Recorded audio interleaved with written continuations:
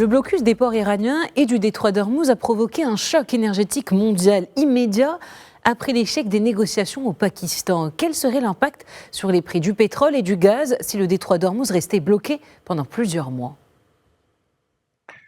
En fait, si, comme vous l'avez dit, donc l'échec des négociations a été un mauvais signal et un bon signal en même temps, dans le sens, c'est pas, on peut pas qualifier ça d'échec parce qu'il y a eu quand même une négociation entre les Iraniens et les Américains et c'est une première depuis près de 25 ans.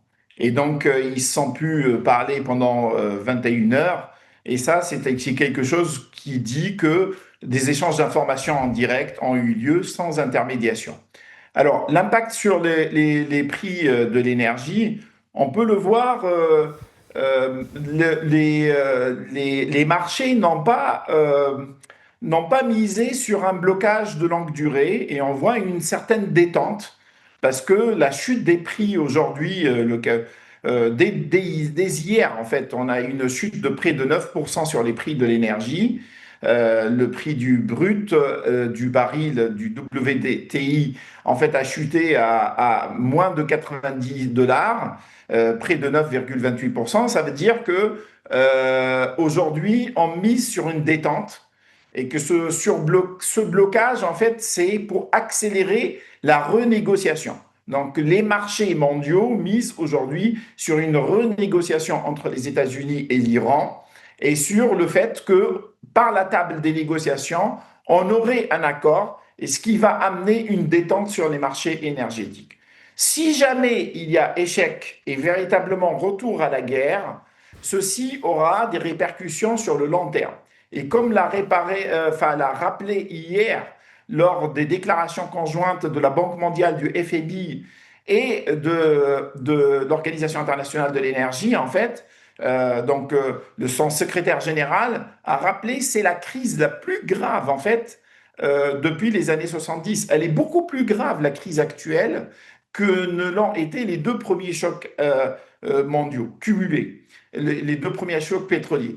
Ça veut dire qu'en fait on n'a pas intérêt à continuer dans cette direction parce qu'il y aurait une rupture sur le moyen terme, et là c'est une rupture de la croissance économique mondiale sur le long terme. Et ça, personne ne le souhaite, ni les États-Unis, ni l'Iran, ni le reste de la communauté internationale.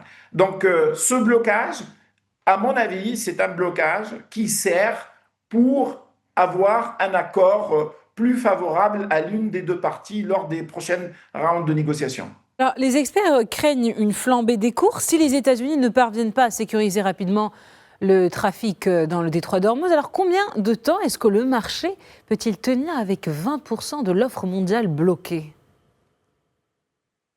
Le marché ne peut pas tenir avec 20% de l'offre mondiale bloquée parce que c'est un choc asymétrique en fait, hein. Certains pays peuvent tenir parce qu'ils ont des sources d'approvisionnement un peu diversifiées, parce qu'il y a d'autres sources en fait, d'autres pays pétroliers qui peuvent fournir les quantités, parce qu'il y a d'autres moyens de passage.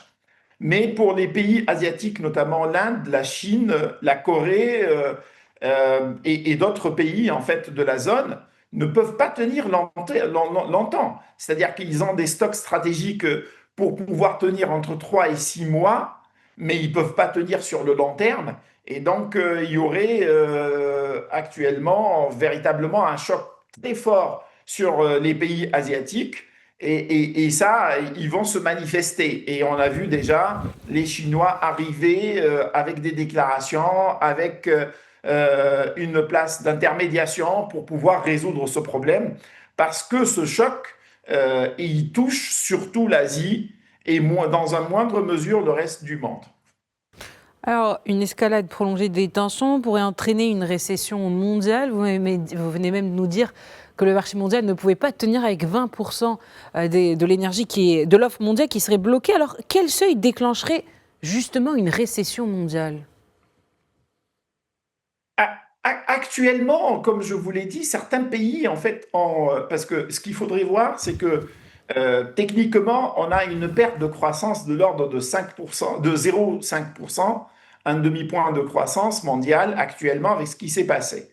En fait, si on continue le blocage, on pourrait encore diminuer cette croissance, ce taux de croissance. On peut avoir une perte jusqu'à 1,2% de la croissance mondiale. Donc, l'économie mondiale ne serait pas en récession. En revanche, il y a certaines zones qui seraient plus impactées que d'autres. Les pays européens, parce qu'ils dépendent du gaz, et donc ils sont privés du gaz russe, mais de l'autre côté, les approvisionnements, si elles n'arrivent pas des États-Unis et surtout du Qatar et des pays du Golfe. Donc, on aurait un impact très fort sur certains pays, notamment la Belgique, la France et d'autres pays en fait en Europe. Mais les pays asiatiques, eux, c'est le pétrole. Et donc, le pétrole aujourd'hui, et les dérivés du pétrole pourraient impacter fortement leur croissance économique. Donc, je ne crois pas que la situation euh, puisse durer au-delà des 12-13 semaines. C'est là où techniquement la croissance mondiale pourrait avoir un impact très très fort et qu'on pourrait avoir justement une récession en Europe et dans certains pays de l'Asie, mais pas une récession mondiale. Donc ça dépendrait des pays. Alors est-ce que la réduction de l'approvisionnement, elle fait grimper les prix du pétrole et du gaz, notamment en Europe, en Afrique et en Asie?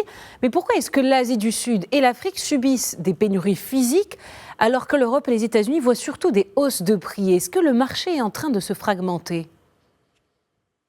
Exactement, vous avez parfaitement raison, le marché est fragmenté, se fragmente de plus en plus, parce que d'abord l'Europe, il faudrait voir qu'elle est dans une situation très particulière. L'Europe s'est privée depuis la guerre de la de la Russie et de l'Ukraine du gaz en fait qui vient de la Russie, et ça représentait 40%.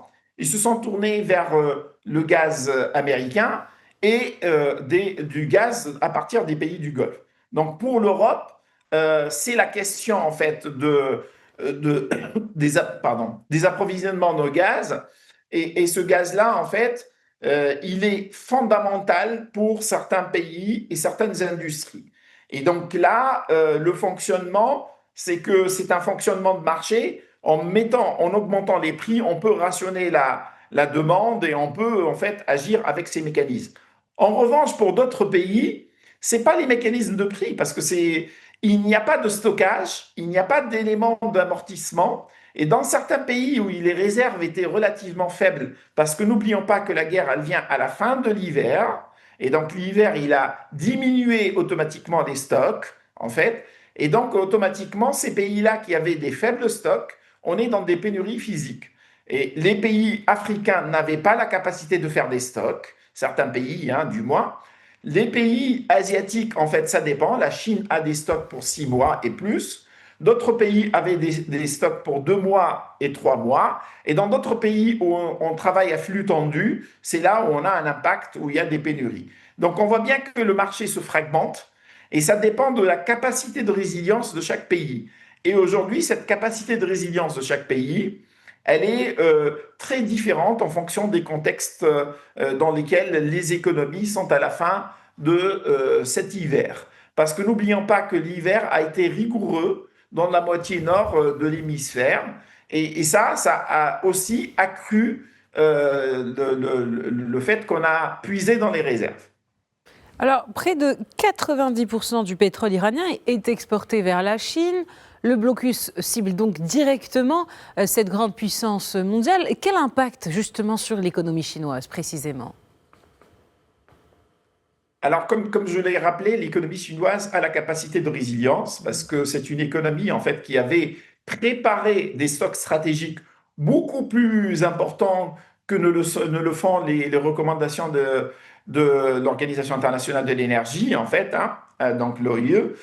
Ici, les Chinois ont la capacité en fait de stocker entre 6 mois à 1 an de réserves.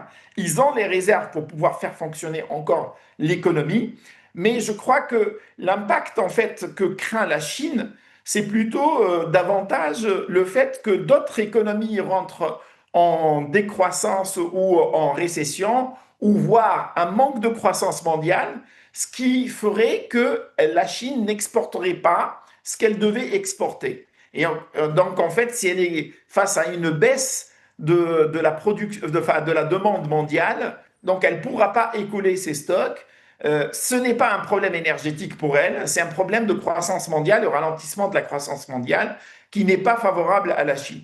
En revanche, pour la Chine, la crise, si elle dure plus de 3 mois, c'est pourquoi j'ai parlé de 12 à 13 semaines, là on rentre justement sur des projections à moyen terme, et là où en fait ces approvisionnements pour l'année prochaine notamment seraient touchés, et elle craint une rupture des chaînes de valeur. Et dans ce cas-là, en fait, la Chine va intervenir pour essayer de résoudre ce problème avec les protagonistes. Et c'est ce que l'on constate.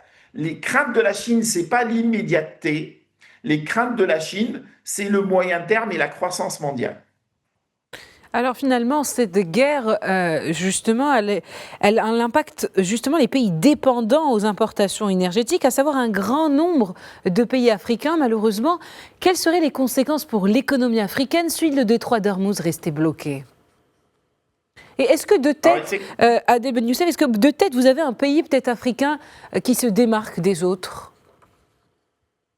Non, ce qu'il faudrait voir, c'est que les pays africains, en fait, il y a des pays producteurs aujourd'hui, il y a des pays producteurs et des pays, en fait, importateurs nets de pétrole. Mais la dépendance de l'Afrique par rapport à cette crise, c'est pas tellement une dépendance énergétique, c'est une dépendance par rapport aux fertilisants, par rapport aux dérivés du pétrole. Et donc, je rappelle en fait que ici, ce sont les récoltes qui sont menacées dans toute la côte est en fait de l'Afrique. Parce que la côte est en fait utilise énormément je parle du Kenya, je parle en fait également de l'Éthiopie où l'agriculture dépend en fait des fertilisants. Et ces fertilisants en fait aujourd'hui ne sont pas fournis. Et donc, en fait, les récoltes risquent d'être affectées pour l'année prochaine. Donc, ce sont des chocs, en fait, qui sont sur l'agriculture et la sécurité alimentaire, notamment pour les prochaines récoltes, où on risque d'avoir véritablement un rationnement, plutôt qu'un choc, en fait, en termes d'énergie. Parce que n'oublions pas que l'Afrique, en gros, c'est beaucoup de ces pays, en fait, notamment lorsque je parle de l'Éthiopie, c'est de l'énergie et l'énergie en fait hydraulique qui fournit la principale source d'énergie pour l'économie. Et donc on a des ressources renouvelables. On a aussi des pays qui sont fortement aujourd'hui producteurs de pétrole. Et donc c'est pas le choc sur le pétrole essentiellement, c'est le choc sur les autres matières qui impacteraient l'agriculture et d'autres filières, notamment pour les productions industrielles, qui n'arrivent plus aujourd'hui vu la proximité du détroit d'Ormuz par rapport en fait à l'est de l'Afrique. Eh bien, merci infiniment Adel Ben Youssef pour toutes ces précisions. Je rappelle que vous êtes professeur d'économie à l'Université Côte d'Azur.